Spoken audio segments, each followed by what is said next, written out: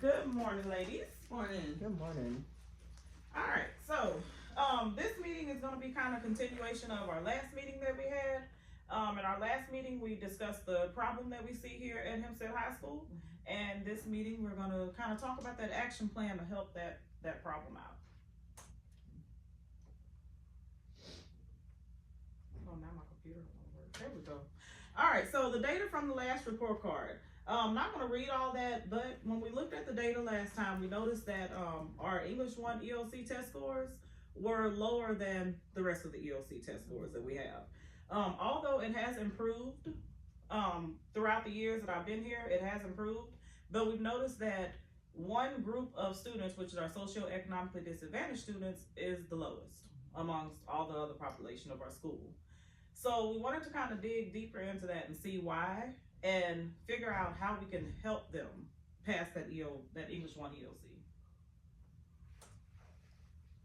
All right, so our EOC scores, as I said earlier, they have improved. They have improved, but we still want to make sure that we can, the masters, we want to make sure we get more kids that master it.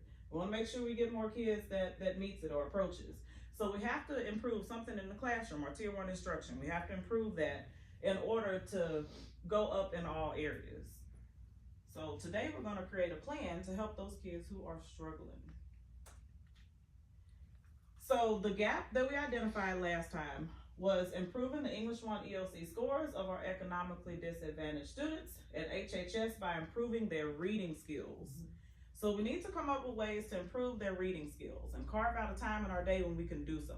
Because as we talked about last time, we don't have a reading interventionist anymore. We don't have an instructional coach anymore. So we're gonna have to make sure that we have a time carved out in the day to do that. So our agenda today, we're gonna review the data and identify our specific needs, develop targeted interventions, strengthen our MTSS procedures, set clear goals and timelines, and focus on feedback and coaching. All right, so let's create a plan. Our step 1, when I started thinking about what is the first thing we need to do, because it's like a big moving puzzle piece. What's the first thing we need to do? We have to explore the data. We have to look at the data and identify those House Bill 1416 students. Okay, so we have an MTSS tracker, which I'm going to open here, that has all that information in it. Make it a little smaller so we can see more of the page here. So I'll look at our 9th grade students. Our 9th grade students, when they were in 8th grade, they took their reading, math, science, and social studies tests. But we're focusing on our reading. Check your text message. So we're focusing on the reading scores right now.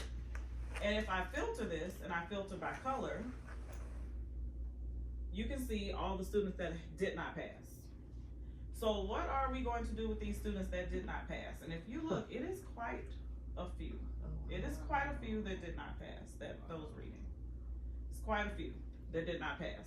That's a lot of students. Yes. That is a lot of students that did not pass the reading part.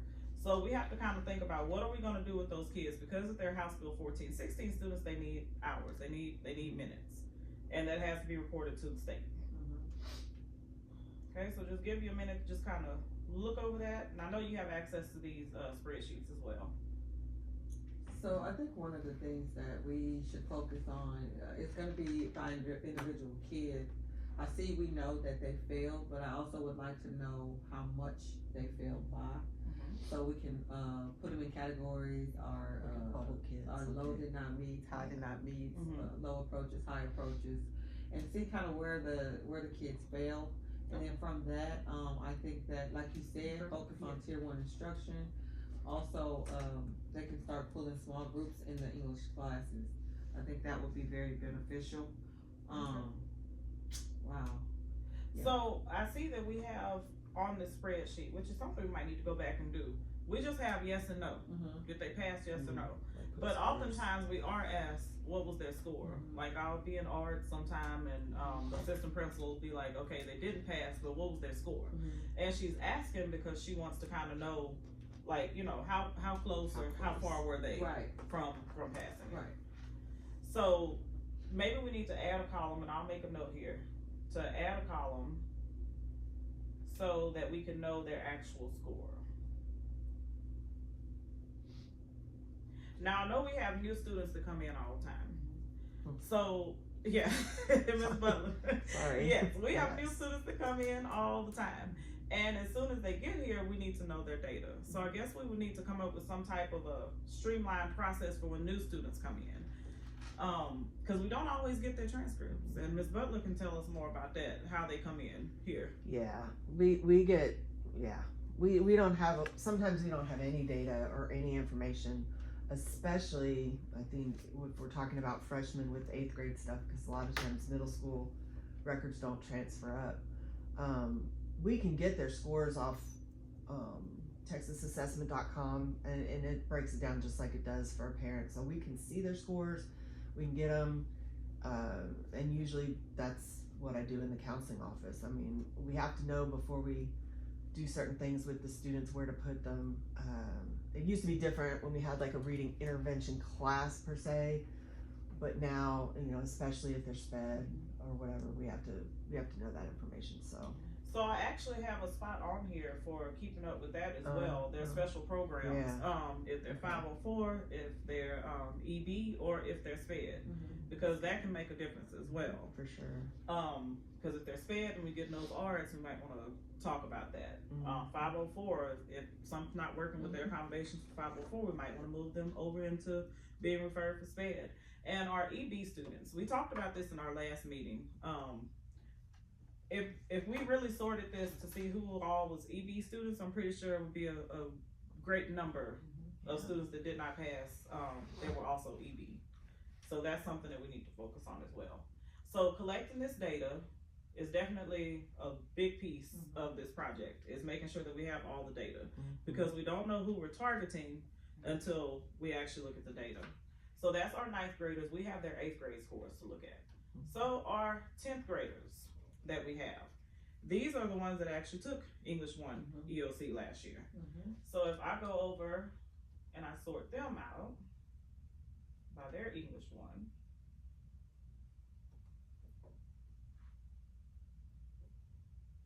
that many did not pass. Okay. So when we sort it takes out the ones that did pass, and it only shows the ones that did not pass. And again, that's quite a bit. Just to kind of, let me take this back and put none. And I'll look at I think biology was probably our best. There's not as many. You see how shorter that list is. There's not as many. But our English 1 is definitely an issue. So I'm just gonna, English 1 and 2. So I'm gonna go ahead and take this fill color out.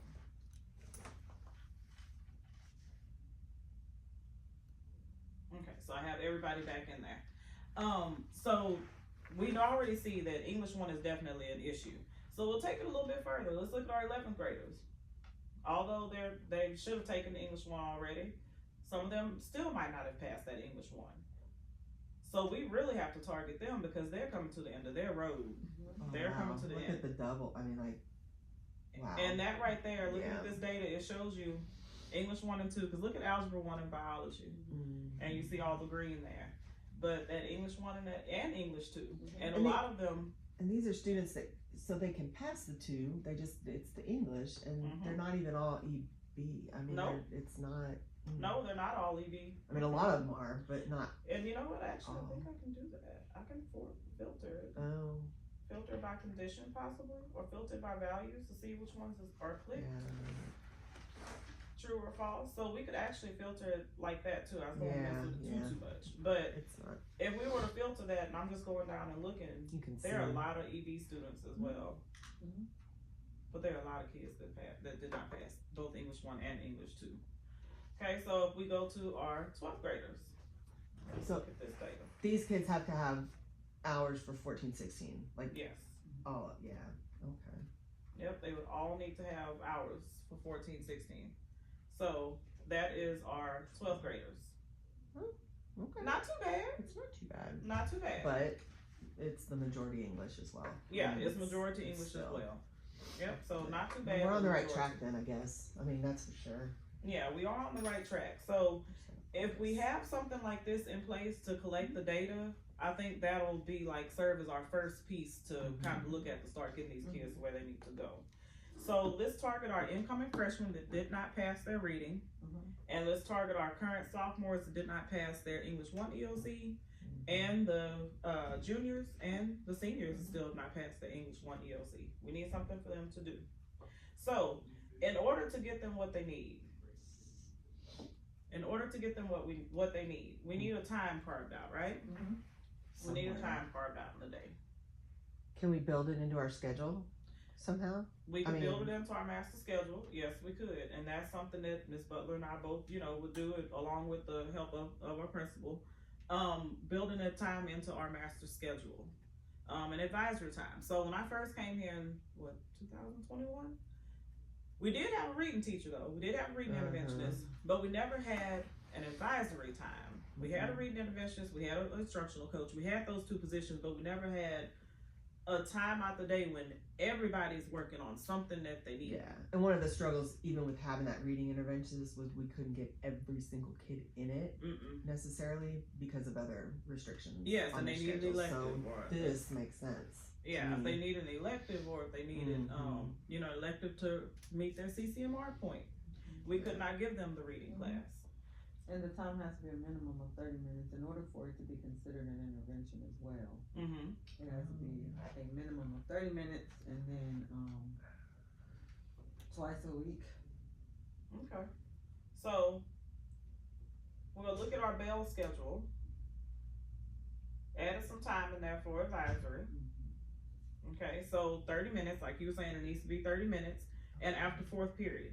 Now, after fifth period would work as well, but I think we chose before fifth period because of athletics. It's because of the athletics. And you know how that goes with athletics. Imagine getting all those boys in there for fifth period for athletics and then asking them to stop what they're doing and to go to advisory. So it's better if they go to fourth period, their fourth period teacher sends them to their advisory, then they can go to athletics, okay? So I think before fourth period is gonna work out a lot better than after fifth period.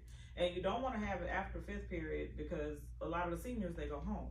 Mr. Thomas, Yes, do you they have go a home, copy? a lot of them do. Okay, so it'll be 30 minutes, and we have the bell schedule, we put it into the master schedule, and the days. So how many days should we have advisory? Well, she said it has to be at least 2. Has to be at least 2, and they need to do reading and math. Oh, yeah.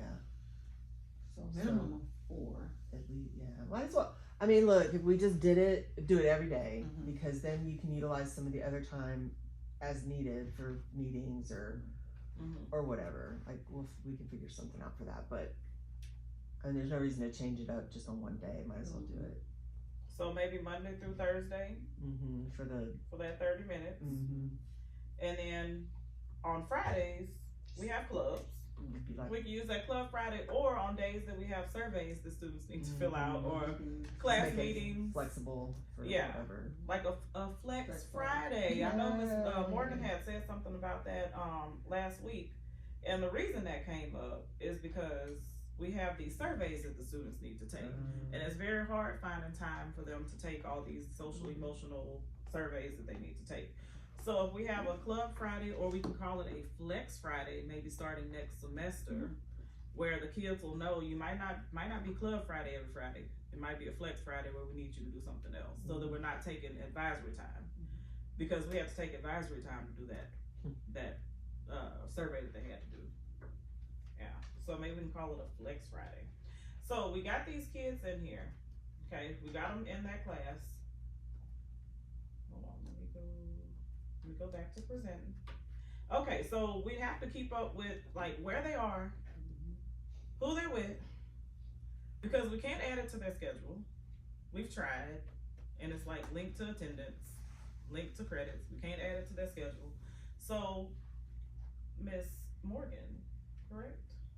This is the one that you created? Yes. Yeah. So Ms. Morgan took time to go through and create the advisory plan. This should make it really easy for the teachers to know exactly what their students should be working on, where they should be. So, for example, you have Miss Arcadie. She's working on ED 9th and 10th graders for English and Reading and Math IXL. She can also be doing the Summit K-12. God, my eyes are bad. Summit K-12 Reading and Math, and she's in room 402, which is happens to be her classroom. But we have some teachers that are moving other places. So if we put it all in one place for the teachers to see it, like, do we think that would work good? Like, what were your thoughts behind creating this, and how did you go about creating it? Because it was a lot. She even has the calendar. Like, it was a lot. So we know that we need a specific place for everybody to go. So we looked at the data based on how the kids did in reading and math, and then also you also have to look at social studies and science from middle school as well. And so we looked at the data, and from that, we looked at the high value TEKS that students will need in order for their ELC exam, and those were the lessons that we pulled from IXL. So all the teachers have to do is create an advisory Google Classroom, and in that Google Classroom, they just grab those lessons from there, plop them in their Google Classroom. When the kids come in during advisory, because it's only 30 minutes, they go to that Google Classroom, get on the advisory, and they're good to go, and they're getting their minutes. Okay. Some are getting minutes, and some are just getting, additional assistance as well. Yes. So some of the students get a little pushback because they feel like they should not have to be working on it. But if we just frame it in a way of you're getting additional help for the test that you have to take, your upcoming test, then maybe we can get a little bit more buy-in on that. That's why they're in that advisory. And then the seniors, we're gonna allow the seniors to have a study hall at that time because they've taken care of their business, they've passed all their tests, their grades are passed, and they're good to go. So that's a reward that the underclassmen can look at and say, okay, well, my senior year, I take care of my business, then I'm gonna have this. Have a study hall instead of hall having to time. work on something else. Right. Okay. So when you created this, you were thinking about what teachers we had to utilize. We are using everybody in the building. All hands on deck. All hands on deck. And the ones that, maybe if we had one person left over, that person would be a floater. So in case someone's absent, then we could just take that person and stick them in there. So it's a seamless transition. Okay, so we're using all hands on deck. So the teachers that we're utilizing is everybody, even a couple of coaches that have classes as well. We have dyslexia, kids who need dyslexia time, as well as House Bill 1416 minutes. Like, it's just so complex. We got a lot of kids here that need a lot of things, and 30 minutes is not a lot of time to get that to them. So we have some students that need dyslexia services as well. So we have a teacher here that does that as well. And we try to put our SPED students with a SPED teacher in a small group. So do we think there's anything else we could do to like tighten that up, or do we think our system is kind of working? If we present this to the teachers in this way, do you think it's working? Haven't had any much pushback from the teachers. Not a lot of pushback. The kids, like you said, the ones that, last year we had study hall. Yeah. So they're like, well, I want that study hall again where I don't have to do anything. But now everybody's working. And so hopefully we just took our we're in the process of taking our first quarterly benchmark exam. So we're just going to see. Yeah. See if it's working. See if that advisory time is working. Okay. So if we gave the teachers a guide, we told them what to do. So we have IXL, which is what our students are working on during advisory time. So IXL was purchased by the district through a grant. It was purchased by the district through a grant. And that's what we have to use in order to get these students their House Bill 1416 minutes. It is the state approved program. Oh, okay. That's what I was gonna ask. All right. Yes, it is the state approved program that we can use to get those students their minutes. So if we go look at IXL, and I have to log in, let me log in.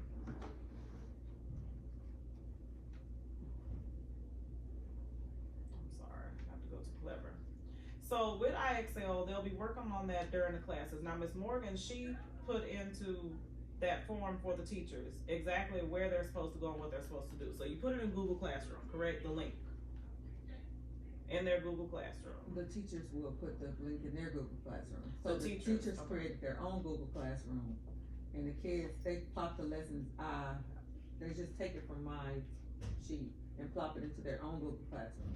Okay. So once we have those kids in IXL, because I have admin access to IXL, I can actually see how much time has been spent in IXL. So we can also use these reports to kind of hone in on those teachers that, you know, the kids might not be doing doing IXL. I don't know, offer them some candy, I don't know, something. We have to butter them up a little bit because it's always hard when you're introducing new things and you're switching up from what you were doing. So if we kind of offer, I don't know, do the teachers need an incentive or do the students need an I incentive? think Or does everybody Oh, need an I think incentive? everybody needs to send it, cause it's, you know, Yeah. we're doing the same thing every day, so I kinda get it. So we may need to offer some sort of, competition, advisory competition incentive, Okay. where the class, at the end of the week, maybe the class with the most Hours or minutes or whatever. minutes or skills, cause you want them not just to be on it, Yeah. but we want them to actually be mastering the information. So maybe we can do a two-part, incentive. Number one, those who has the most minutes, and number two, those who, mastered the most skills. Okay. Okay. So if we look in here, there's all kinds of reports in IXL. We can actually get it down to like the teacher. We can see like exactly what teacher has been working on whatever with their class. Like there's so many reports that can be ran in here. If I go to teacher analytics, I think Gabriel is always the first one that pops up. So we know that although he has a study hall, his kids have been working in there. Okay, it says 43 hours this year. Now, when I say his students have been working in there, in IXL, it takes the kids that he has in his classes, not necessarily in his advisory. So when we had our MTSS PLC, some of the teachers were wanting to see their kids that they have in advisory so that they can kind of watch what they're doing. Because when they pull up these reports, they see the kids that they have in his theater class, in his whatever, that's what's on his roster. So I asked Coach Becker, she figured it out. I can't make them a group. They would have to go in and create their own group for advisory. So if they went in and created an advisory group in IXL, I could add the kids to the group, but they have to create the group. So that might be able to help those teachers track who is and who is not doing IXL. Because a lot of them are like, well, we can't see what they're doing. I mean, you can see with your eyes if they're working. Right. But they might want to use that as an incentive if you do this many minutes this week, or if you Especially if we're making it a contest. if you're making it a Yeah. contest. Exactly. We're really gonna Exactly. So I guess trying to get those teachers to create those groups and finding a time for them to do that. And maybe I can have Coach Becker to kind of come in and show them how to do that, because it has to be done on the teacher end, not on my end. So this actually has a lot of really good reports in it, and you can go to each teacher and look and see what they're doing. It shows the student how many minutes they've been on it, what they've been doing. So IXL is really great. It has reading and math, and we have the science and social studies now too as well. So our 8th graders that didn't pass science and social studies, they are also on that as well. All right, so we have IXL. Any questions about that, or any new ways to use it? Just try to get these kids to do it. I just think that's cool, and I think when we when you talk about this incentive, if it's like maybe a faculty meeting, we can show them something. I mean, show them this, Yeah. tell them about making those groups. They'll be more inclined to wanna. And you know our faculty is pretty, competitive. Absolutely. And you know we like to throw gift cards out like candy. Yeah. We like, at the end of the month, see who has the most minutes during their advisory or something, and they get something. Give the kids something, but also give the teacher something for actively monitoring and making sure that they're actually on IXL. Because the kids, they might be on the computer, but they might not be on IXL. Right. And they need to know the importance of this is serving for their minutes. Right. Okay. All right. So we have a guide. First, let's just recap. First, we looked at the data, separated the kids who needed house for 14, 16 minutes. Then we created an advisory time in the master schedule. Okay, we did that. Talked about that. The Monday through Thursday and a flex Friday. attendance tracker. Let me go back to that real quick. I think it was on this slide, so I didn't pull that up.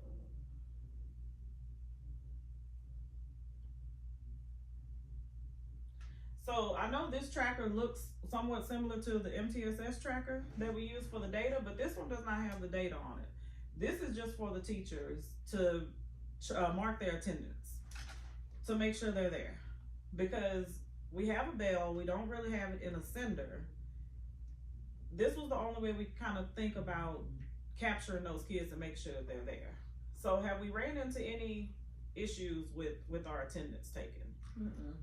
Ran into no issues? Only thing is like when we have a sub and they don't know to get in there and take that attendance. So other than that, I'm trying to get with my secretary and say, hey, when we have a sub and they are subbing for an advisory class, maybe have the kids just sign their names so we can go back and click it for them, but just sign their names on the I like roster that. as to who all showed up that day, so we can go back in there and capture those kids. So just take rolls by signing names when we have subs. Okay, because they wouldn't have access to the spreadsheet. Right. And it's also good because it shows them where they are. So you might have a kid roaming the hallway and, you know, or they'll come in here and ask Ms. Butler, where am I supposed to be for advisory, even though I know they know. But she can pull this up and she can see where they're supposed to be at. And we also have on this spreadsheet as well our clubs. When we talked about Club Fridays, where the kids were going. So Google form was sent out, they can sign up for their club, and that's how we keep up with that as well. So one of the questions for, since it is advisory time, Club Fridays, teachers were having a little issues like juggling if they have a class and they also have a club at that time. So maybe we can come up with something to help them with that on Club Fridays. That was just one issue that they had, trying to come up with a way to juggle both things. But it's just we're using everybody though, so it's hard. Unless we send them to the auditorium, which then you have to have people in there in order to take attendance and in order to capture those kids. So I think right now we're just kind of leaving everybody put. If they don't want it, they can work on something else on Fridays, like their study hall, while you guys are, half of the class is doing the club. So that's kind of what we have in place now. Yeah, that's what a couple of them asked me, and I was like, okay, that's just kind of what we'll do. It'll be okay. All right, so in that, order to, I'm go ahead. sorry. No, So go that ahead. attendance tracker, that's how we know they're getting the minutes, right? And that's what we're. That's how we know if they showed up to class. Yeah. Well, okay. So the minutes come from IXL. Okay, Yes, okay, yeah. So gotcha, the minutes sorry. come from IXL. That's what I was saying. Like, there's so many moving pieces into this. The minutes come from IXL, but in order to be in compliance with the state as well, our grant purchased Branching Minds, and Branching Minds is kind of like, I would say the placeholder. I would call it like the placeholder for those minutes. Okay. And that's where we hold the teachers accountable for entering those minutes. Now, they can say that they were in class that day on that attendance tracker. That's more for us saying, yes, this kid was there. And then if I see that they were absent in 5th period and here for 6th period, I'm like, no, but they were at an advisory. So that's kind of more what our attendance tracker is for. But the minutes that are served in IXL need to be entered into Branching Minds in order for it to count for their House Bill 1416 minutes. Okay? So Branching Minds is another one of those things that we have purchased with the grant that kind of holds those minutes. So instead of every advisory teacher, because we use everybody in this building, instead of every advisory teacher entering minutes for those students, how about we just use the department chair? And then that's less people touching it, and do it once a month and just use the department chair instead of having everybody enter those minutes. So groups have to be created. Here goes the groups, and just use the department chairs, and they go in and they enter the minutes. And all these reports can be ran by the states. They can look at it, and then we're in compliance, because the state would not have access to our little tracker, our spreadsheet. We could not present that to the state and say, here, we have it on a nice, pretty, colorful spreadsheet. This is what they did. They don't want to hit it. So it has to be in Branching Minds. So once the groups are created, you can go to Manage Group, and it shows all the kids that Ms. DeBruin is responsible for entering their minutes. And all these kids have been assigned IXL for their intervention, okay? So I think that would just be easier just to use the department chairs instead of using all 60 of our teachers and having them all sit down and enter minutes. That's just too much. Well, tracking it, making sure they've done it. Yeah, That's a yeah, lot. that's too much. I think I do a lot better job at just tracking those 6 or 7 Yeah. people. And Instead it of- gives time back to the teachers as well. Yes, instead of meeting every week to sit and watch them do this. Just once a month is, I think we're good. We meet once a month to do that. So we got Branch Your Minds, and I created the groups.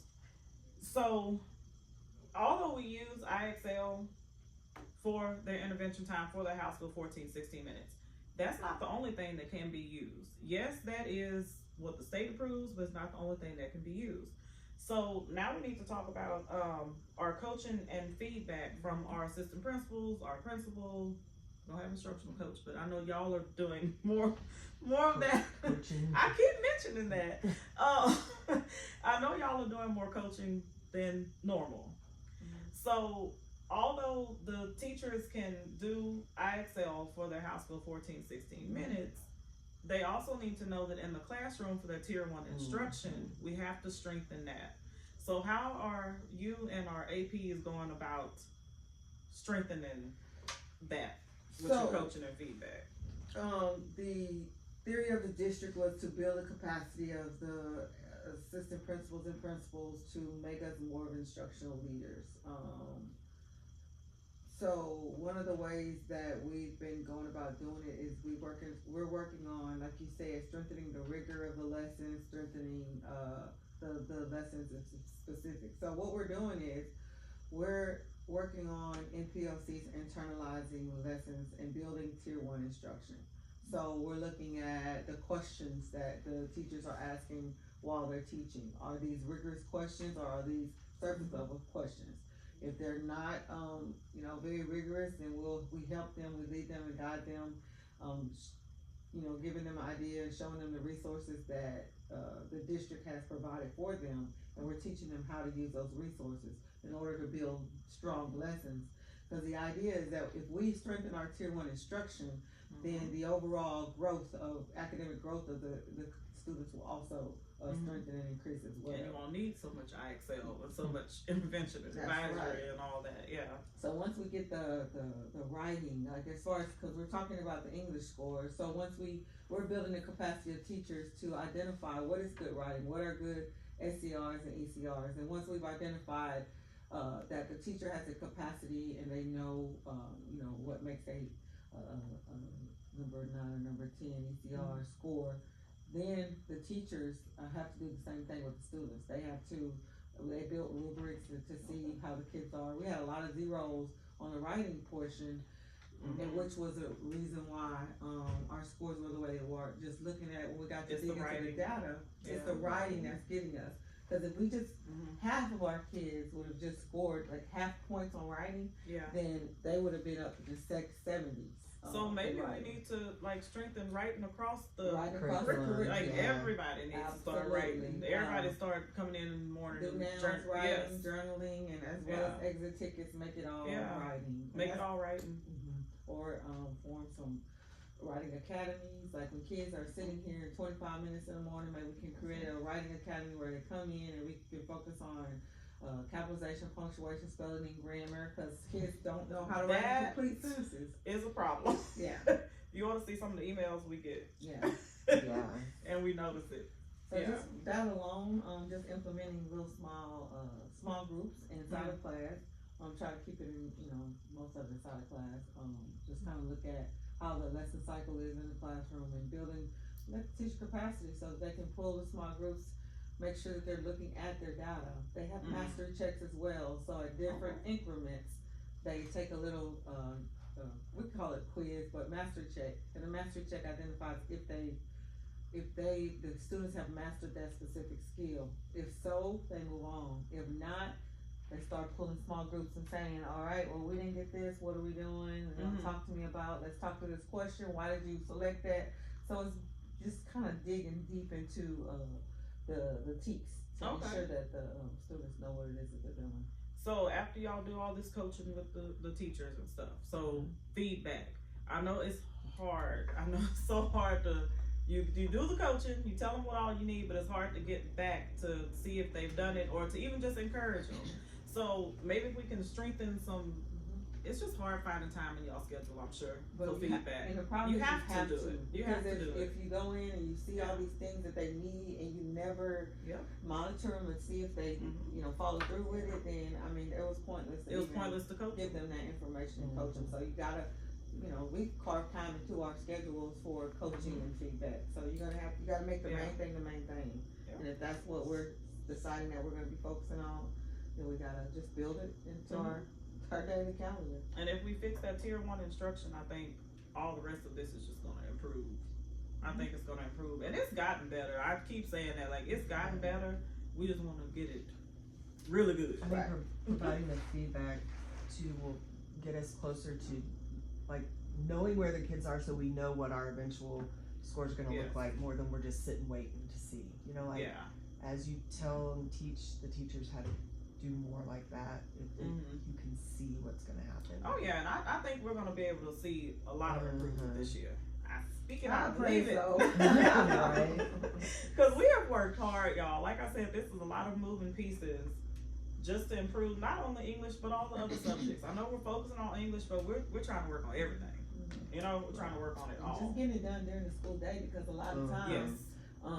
our kids, this school is so small, they're involved in so many different things, Yes. so we try not to send as much home as we can. Yes. We try to get everything done during the school day. Yeah. So So that's that also a factor. building that advisory time, that right there was step 1 that really helped this whole situation out.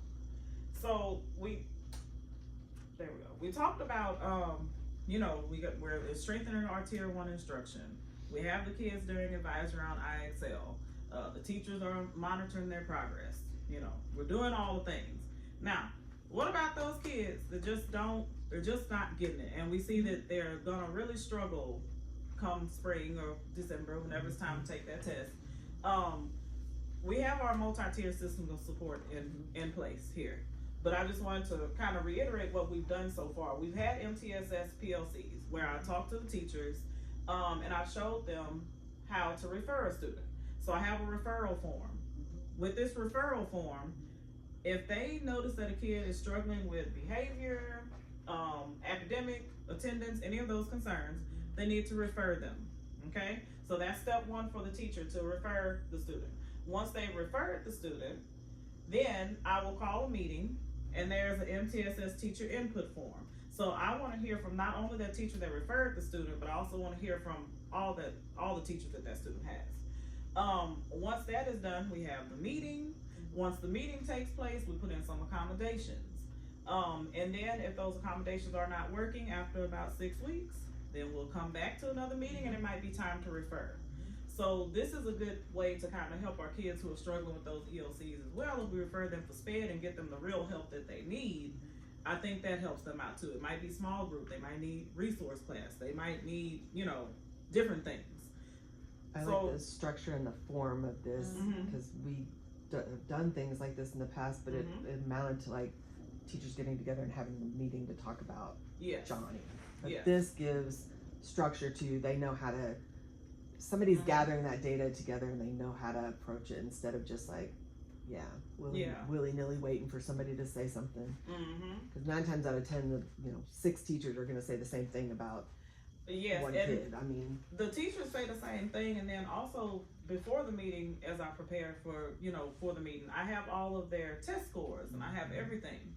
And when I look at their test scores and such, I've noticed, God, like, this kid has not passed a reading or English test ever. Since 3rd grade. I opened up their testing information at Eduphoria. Since 3rd grade, a lot of them have not passed the test. They have not passed their test. So I think this process that we started last year, kind of tightened it up a little bit. I think that really will help us out. Okay, I think that really will help us out.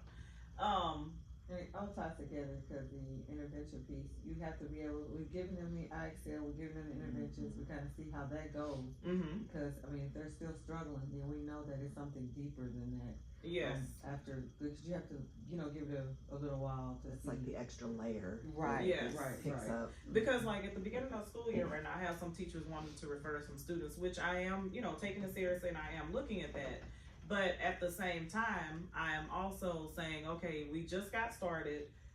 We gotta make sure that we've given it enough time for the student to learn what they need to learn. Right, If they have not, then we'll move on and we'll go into something else. right. So the next part of the plan is at the PLCs. Talking, and you talked about what you do at the PLCs. Ms. Butler and I as counselors, we're not really in those PLCs. I run an MTSS PLC, but that's only once a month now. But as far as the academic PLCs, you guys do a lot. And she also created a schedule. So, one of the things, one of our biggest focus, like Yeah. I said, you have to ensure that you put it on your schedule. Mhm. We all identified our strong areas, so mine was English, but Rachel is English too, and she's working, English, curriculum, so I gave her English and science this year. Mr. Thomas has, SPED, and he also has, math, and then I have CTE, and I have social studies, so we all have a tested area. Okay. And I was very, very, very, intentional on putting on the master schedule, all tested teachers have an additional PLC period, Okay. as well as their conference, so they have that extra time built in for the PLCs. Mm-hmm. Okay, and that's been working out really well. I know the teachers, we had our campus leadership meeting. They said they had a really good English PLC that day. So I think it's working. Like our English teachers, I know they always say they have a really good one, and that's who we're focusing on. So I'm glad that they're having good PLCs, and they're learning how to incorporate rigor into their classroom. And having this schedule also helps me out and Miss Butler out, because sometimes we need teachers, and we can go look at this and be like, okay, no, I can't pull that one because they're in PLC 5 days out the week. No, not 5. Where's our principal? Oh, she's at a PLC. She's at a PLC meeting. Coaching and feedback. But it's working. It's working. I So pray so. it's just an adjustment for us, I think. It's just an adjustment.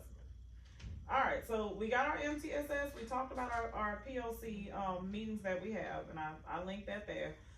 During those PLCs, I'm sure you guys look at data, right? It's very data driven. Are English teachers kind of ready for December and looking at that data ahead and getting ready for those kids to take their tests? So retesters, we also have region support as well that's coming to help us. We have support from Region 4. We have an English support person as well as a math support person, and they're going into the classrooms in our tested areas, and they're pulling small groups. Okay. They're working with our teachers. They're building they're helping them build solid lesson plans, internalizing lessons. They're actually modeling if we need them to do that. I So love modeling. they're doing, Yeah. they're doing a lot of the things that if we had an instructional coach, that person would be doing. So they're helping us out. Okay. And they're also in that PLC as well. Yes. All right.